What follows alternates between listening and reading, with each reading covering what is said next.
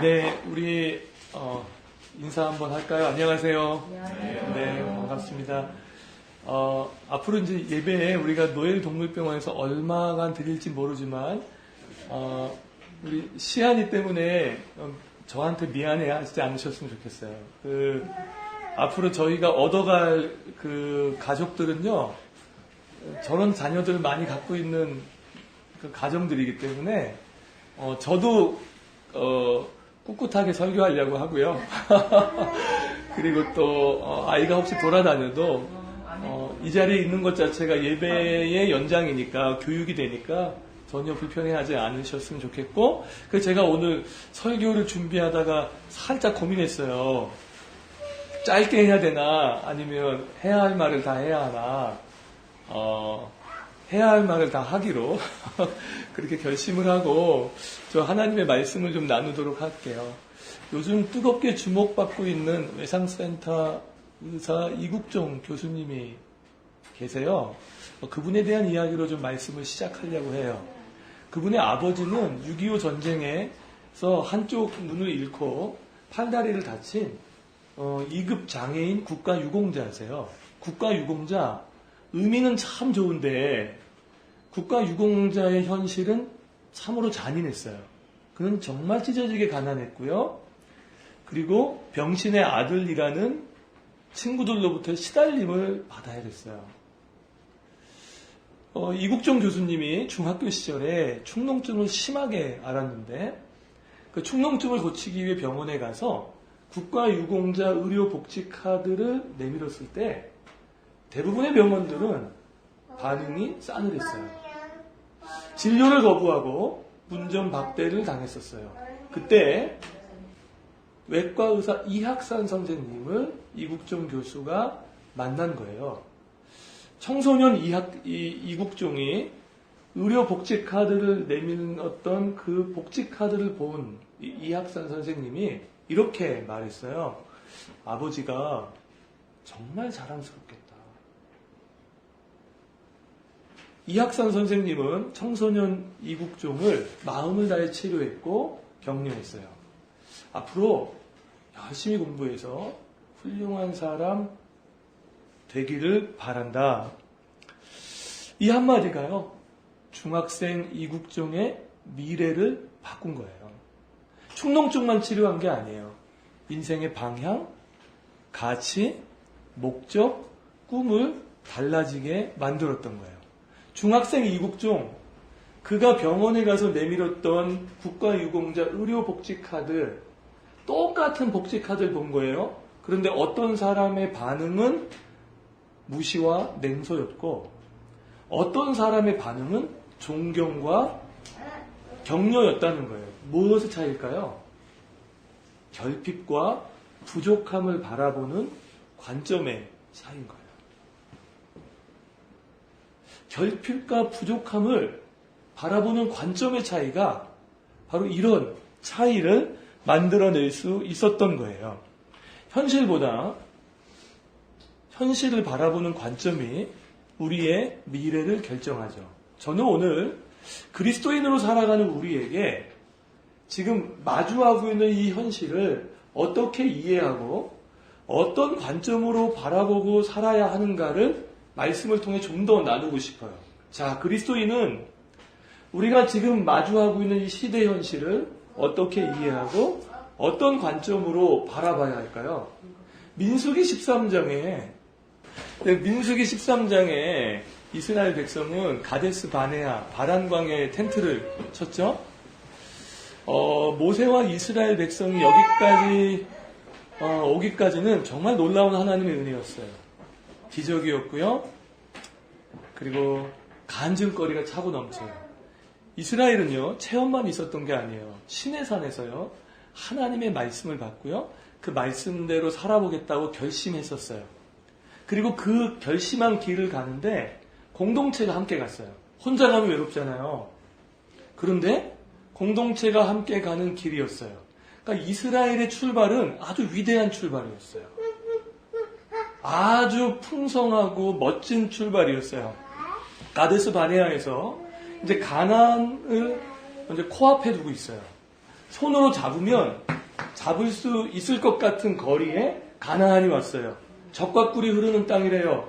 저 땅에 가면 나 집 생기는 거야? 저 땅에 가면 나 그냥 여기서 이제 만나 끝내는 거야? 아, 맞대요. 그 땅 가면 이제 만나 안 먹어도 된대요. 집이 생긴대요. 내 땅이 생긴대요. 얼마나 좋겠어요? 바로 그 땅에서 가데스 바네아에서 12명의 리더십들을 선발하죠. 그리고 그 리더십들을 정탐 미션을 줘요.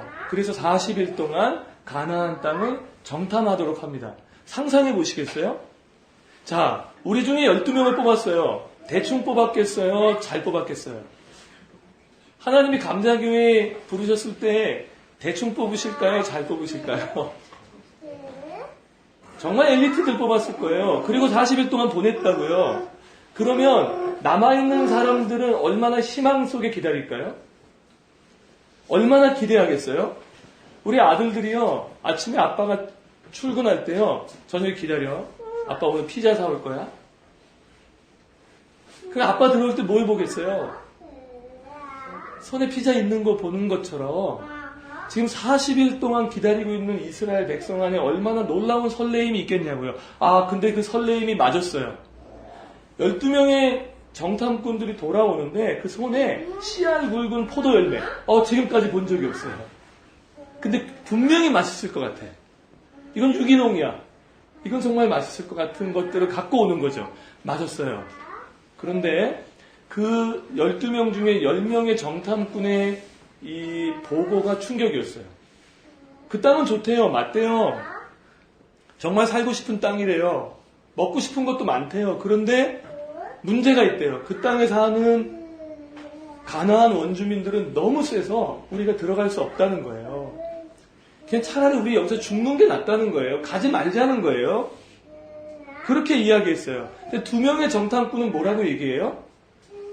앞에서 얘기한 10명의 정탐꾼의 현실 이해를 부정한 게 아니에요. 맞아요. 맞다고 얘기했어요.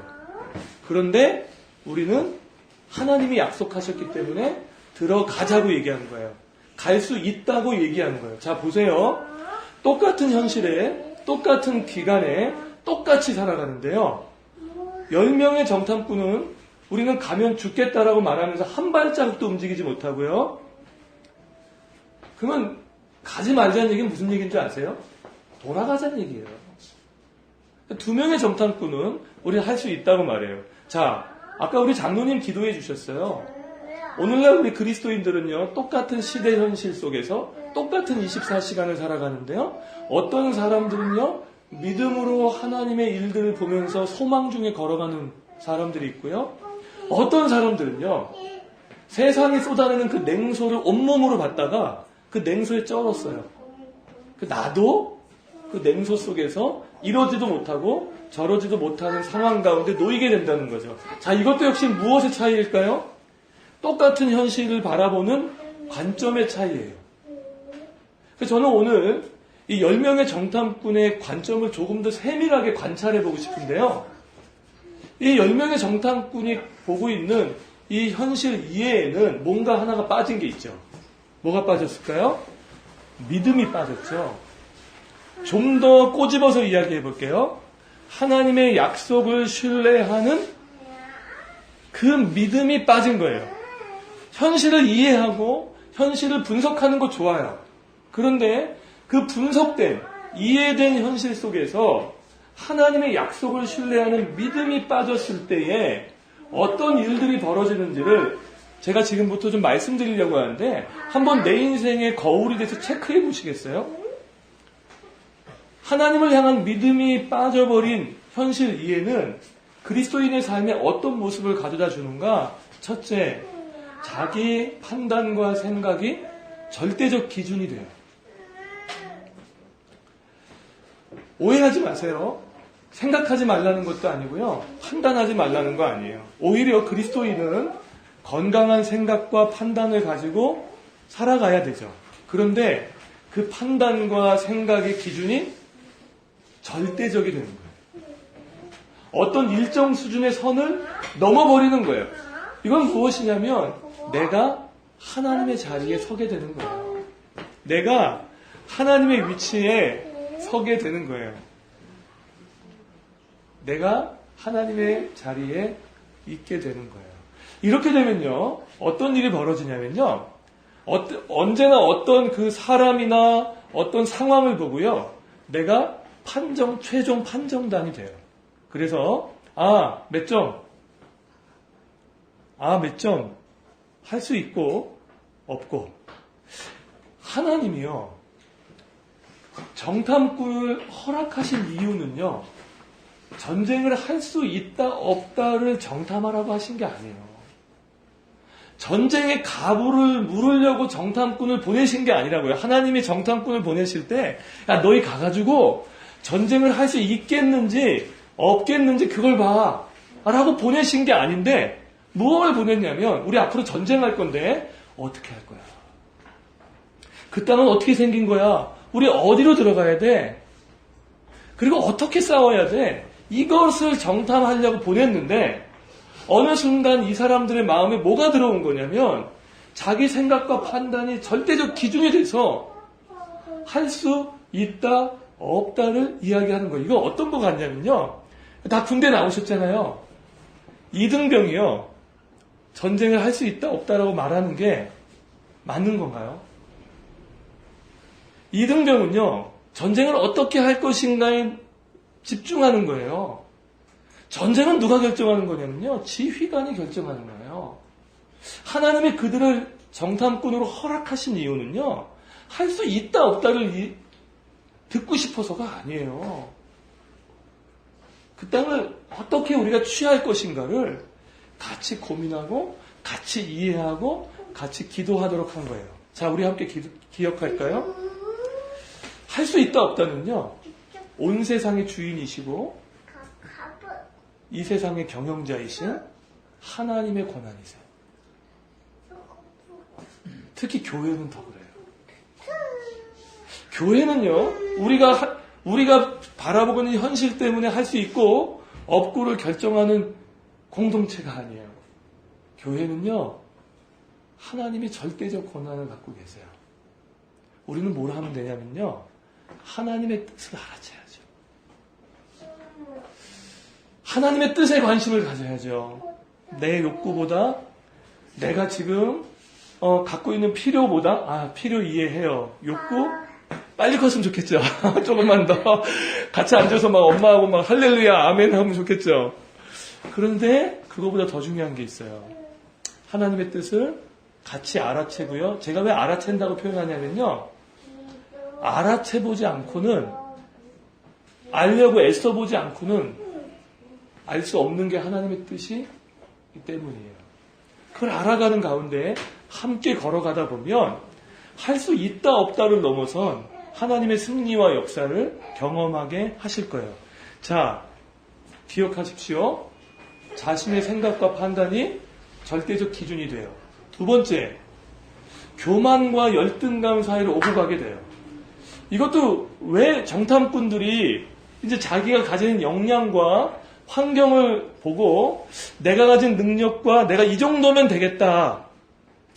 내가 이 정도 환경이면 되겠다 하면 어떻게 되죠? 할 수 있겠네. 그럼 어떻게 돼요? 그 순간 하나님 의지 안 해요.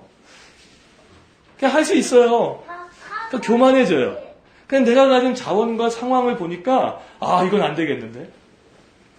저 사람은 못 넘겠는데. 내가 이 환경으로는 예배할 수 없겠는데 하면 어떻게 돼요? 자동적으로 자연적으로 열등감을 갖게 돼요. 그러니까 그냥 믿음이 없다는 건 믿음 하나가 없어지는 게 아니에요. 그냥 어떤 사람이 야, 저 사람 이렇게 매가리가 없냐?가 아니에요.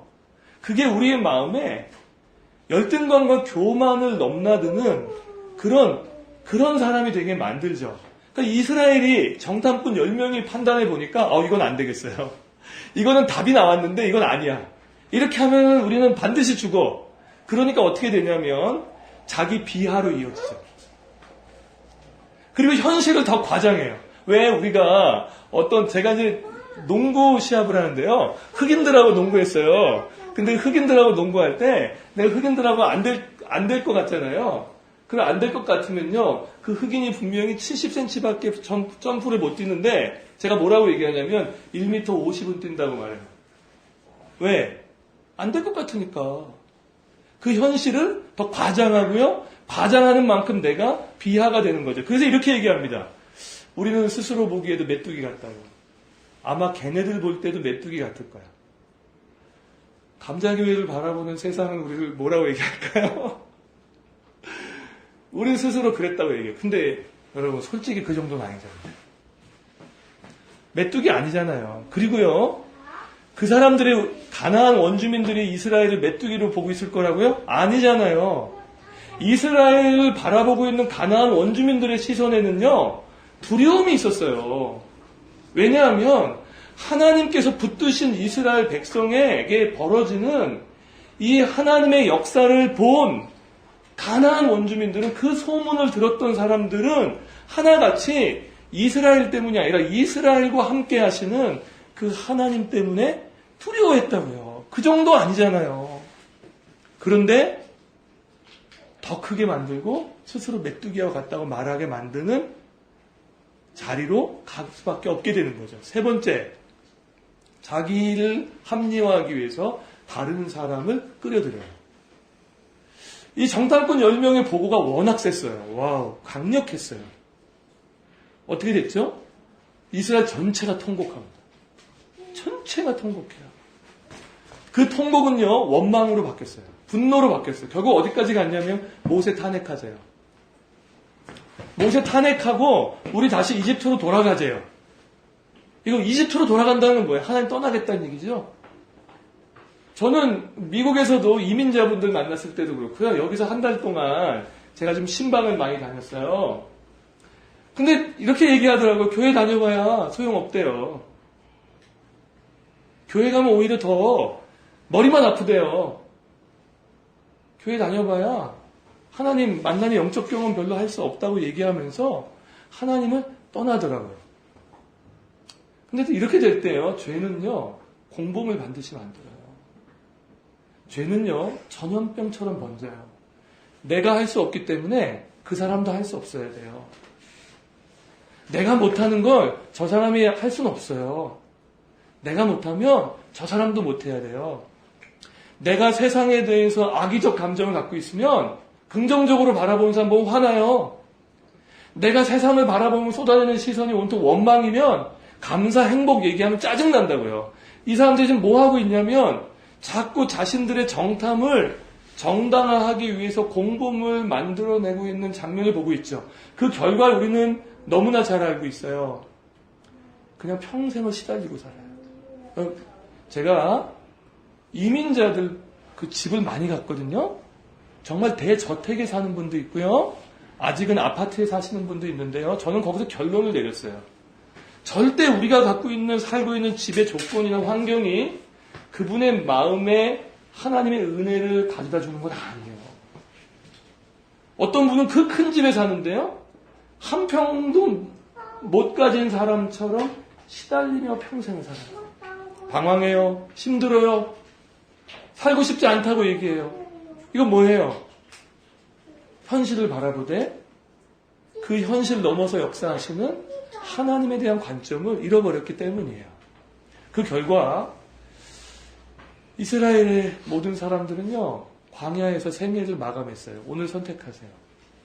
광야에서 끝낼래요? 가나안 들어갈래요? 예수 믿는다고 얘기하고 교회 다니는데 늘 마음에 시달림을 붙이면서 살아가실래요? 아니면 하나님이 함께 하시는 자가 누리는 은혜와 평강을 누리실래요? 자, 이제 두 명의 정탐꾼을 좀 관찰해 볼게요. 이 두 명의 정탐꾼은요, 실명이 기록됐어요. 와. 저는 우리의 이름이 하나님 나라의 실명으로 기록되기를 간절히 원해요. 여호수아 갈렙이잖아요. 이 여호수아 갈렙은 세상 물정 몰라서 이렇게 얘기한 거예요?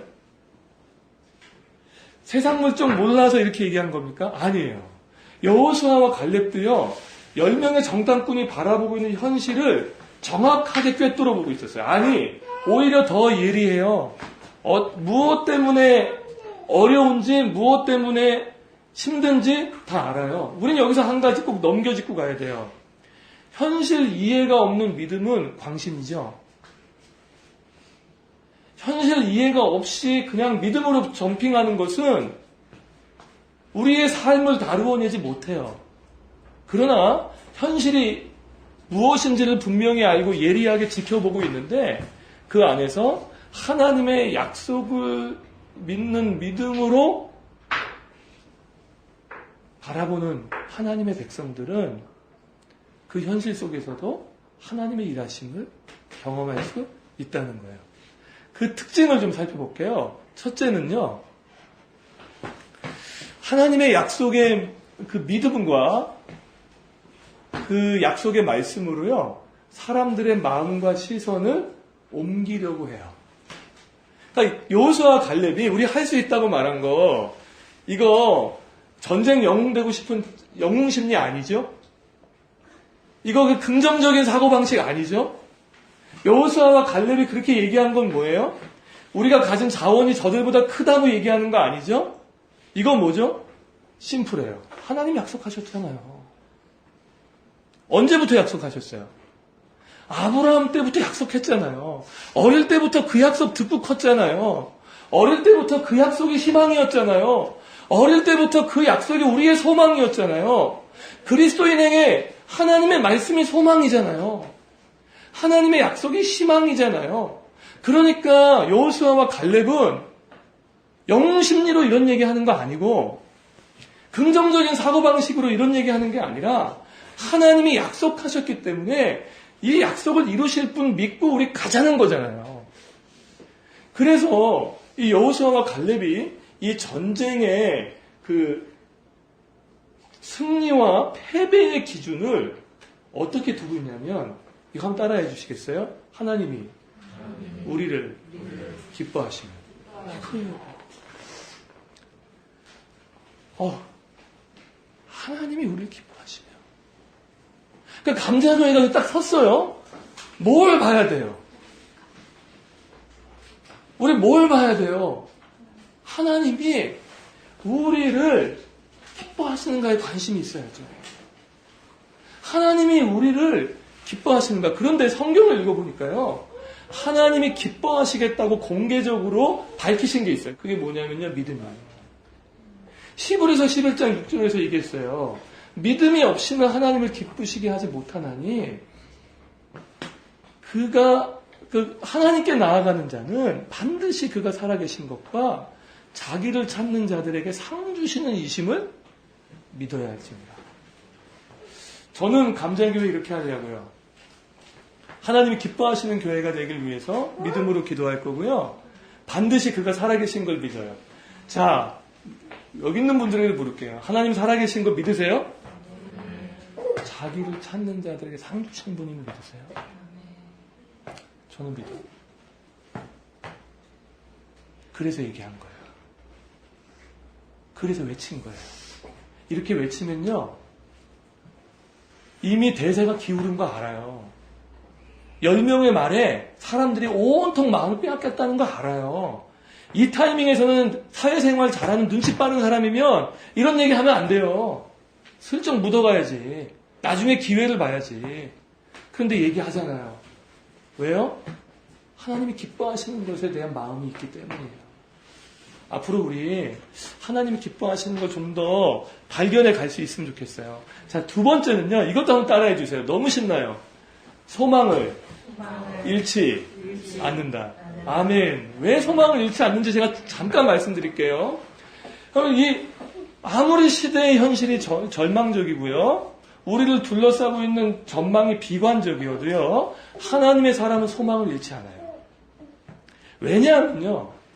지금 10명의 정탐꾼들은 왜 소망을 잃어버린 거냐면 처음부터 그랬던 건 아니에요. 분명히 믿음이 있었으니까 여기까지 왔어요. 그런데 자기보다 더 큰 현실을 보는 순간 어느 순간에 뭐가 마음을 빼앗겨 버렸냐면 가만히 보니까 자기 자원과 능력과 상황으로는 이 땅을 감당해낼 길이 없거든요. 그러니까 이 지점에서 환경에 소망을 두고 있었다는 것이 폭로가 되는 거죠. 이 지점에서 하나님이 아니라 내 자원이 소망이었다는 걸 느끼고 있었던 거죠. 그러니까 내 그 통장 계좌에 들어가 있는 그 돈 때문에 안전했던 거죠. 근데 그 돈이 나가니까 그 소망을 잃어버리는 거예요. 아, 이 정도 젊음이면, 이 정도면 할 수 있었다라고 말했던 그것을 잃어버리는 순간 소망을 잃어버리는 거죠. 근데 여호수아와 갈렙은 왜 소망을 잃지 않냐면요. 하나님이 소망의 근원이시기 때문에. 저는 미국에 있을 때도 그렇고요. 한국에 왔을 때도 그렇고요. 하나님이 더 많은 지식을 가르치려고 하지 않으셨어요, 저한테. 너 진짜 내가 너의 소망이냐고 물으셨어요. 너 정말 벌링턴이라는 지역에서 한인이 없는 지역에서 목회할 때 하나님 자원도 없고 환경도 이런데 하나님 저기서 어떻게 목회해요 하셨을 때 하나님 저한테 물으셨어요. 내가 너의 소망이냐. 감자교회에 물으세요. 내가 너의 소망이냐. 여호수아와 갈렙에게 하나님이 은혜를 주시는 것은요. 하나님이 그들의 소망이 되신 거예요.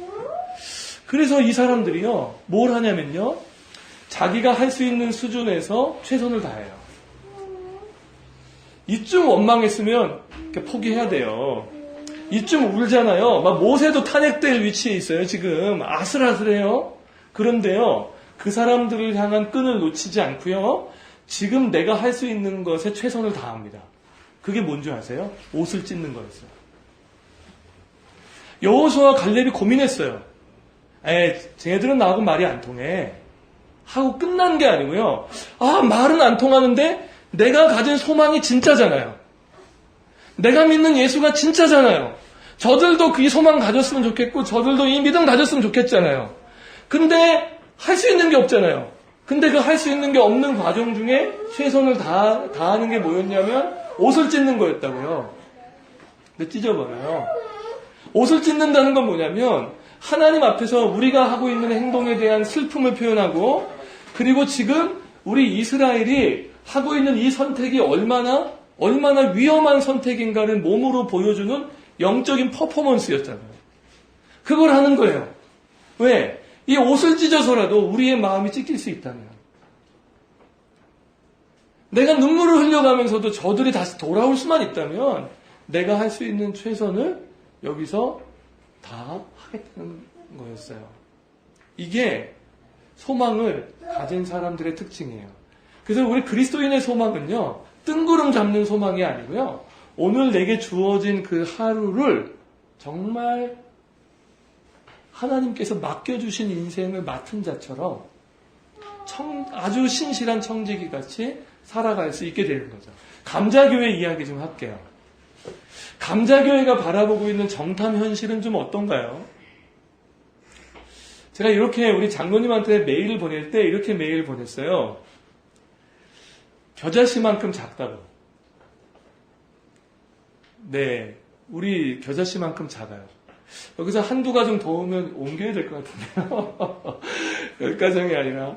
그리고 예수님께서 누이신 이 말구유처럼 초라하다고 그랬어요. 맞아요. 저 인정해요. 작고요. 초라해요. 그리고 우리 시대가 쏟아내는 정탐 현실은 또 어때요?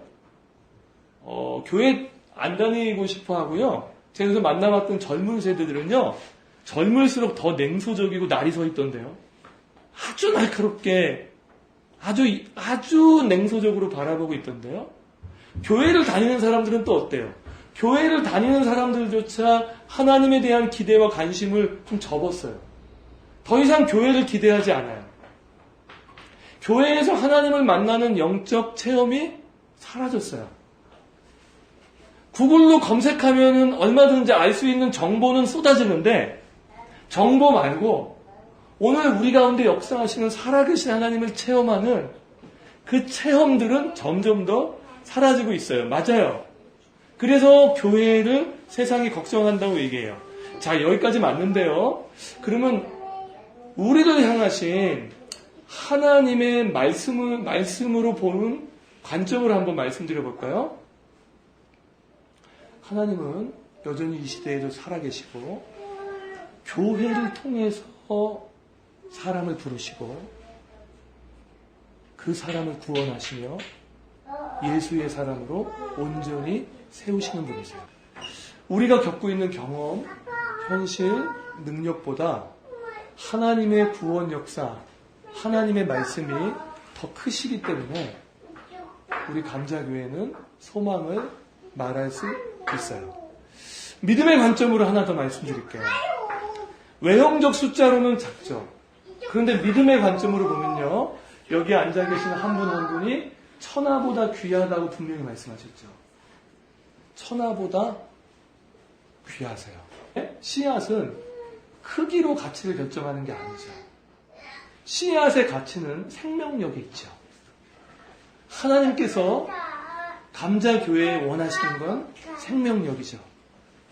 이제 시작하는 이 감자교회가 겨자씨같이 작다 할지라도 한 영혼을 천하보다 소중히 여기고, 그리고 생명력 있는 교회로 발돋움하기를 원하시죠.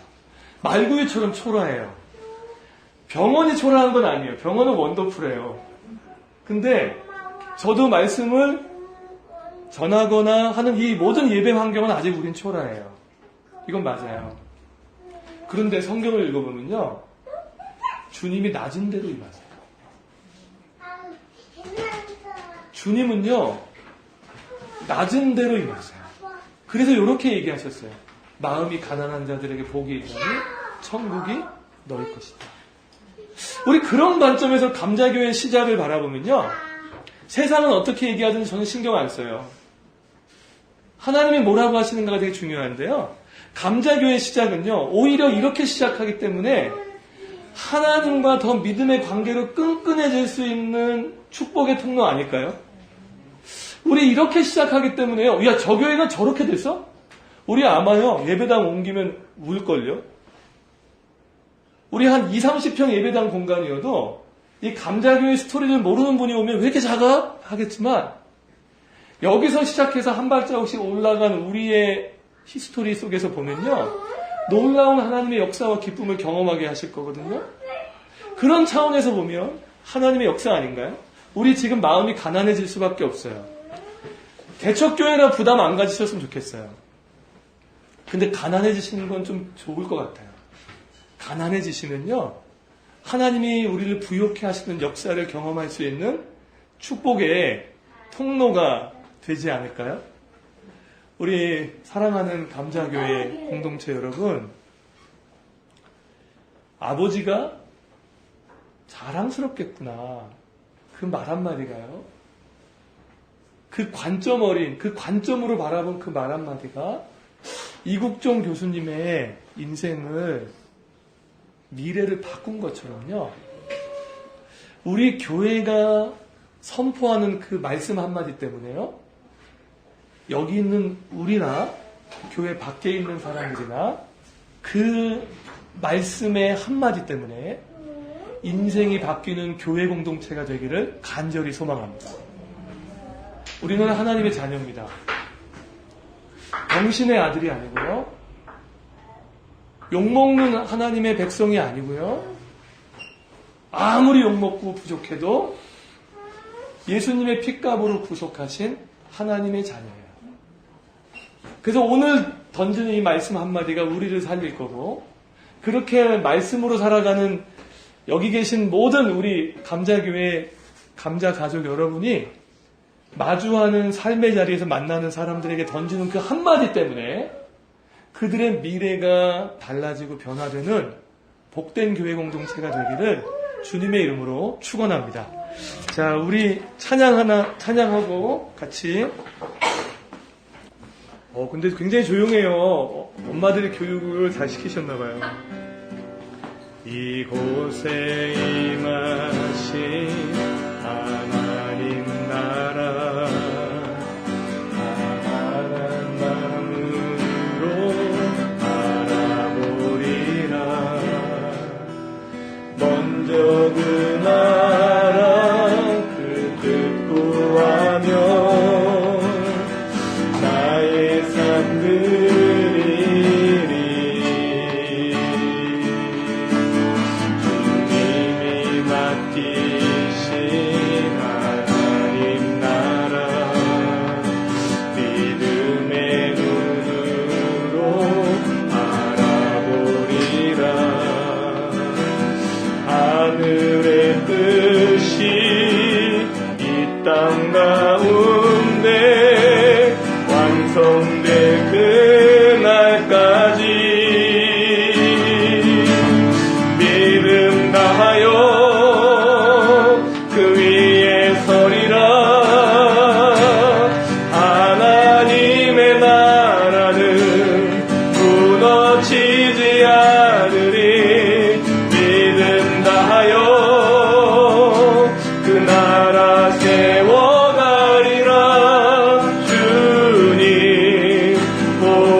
오실 때까지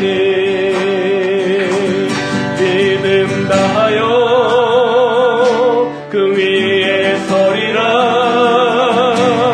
하나님의 나라는 무너지지 않으리. 믿음 다하여 그 나라 세워가리라. 주님 곧 오실 때 믿음 다하여 아멘. 믿음 다하여 그 위에 서리라. 하나님의 나라는 무너지지 않으리. 믿음 다하여 그 나라 세워가리라. 주님 곧 오실 때까지.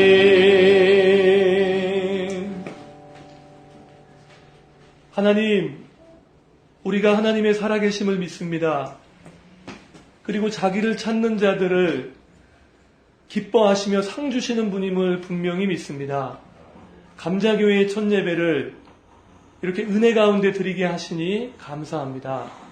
하나님, 첫 예배에 참여하고 부르신 모든 우리 감자교회 성도님들 가운데 하나님 주시는 은혜와 평강이 가득할 수 있도록 복을 내려 주십시오.